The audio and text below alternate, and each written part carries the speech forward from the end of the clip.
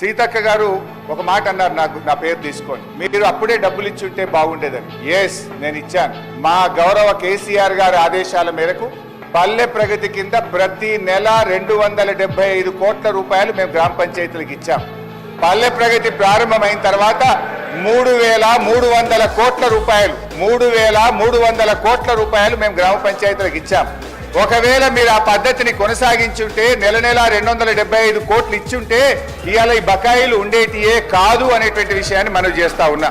ఇవాళ కాంగ్రెస్ పార్టీ ఈ సర్పంచుల పాలిట, పేద కాంట్రాక్టర్లు, ఎంపీటీసీలు, జెడ్పీటీసీల పాలిట ఈ హస్తం గుర్తు భస్మాసుర హస్తమై కూర్చున్నది.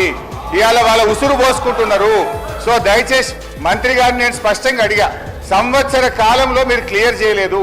ఒక్క నవంబర్లో బడా కాంట్రాక్టర్లకు 1,200 ఇచ్చారు. అందులో సగం ఇస్తే సర్పంచ్ల బిల్లులు క్లియర్ అవుతుండే.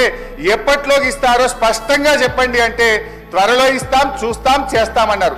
ఏడాది అయినాక కూడా చూస్తాం, చేస్తామనేటువంటి మరి బాధ్యతారహితమైన సమాధానం మంత్రి గారి నుంచి వచ్చినందుకు ఈ సభ నుంచి మా తీవ్ర నిరసన తెలియజేస్తూ వాకౌట్ చేస్తున్నాం.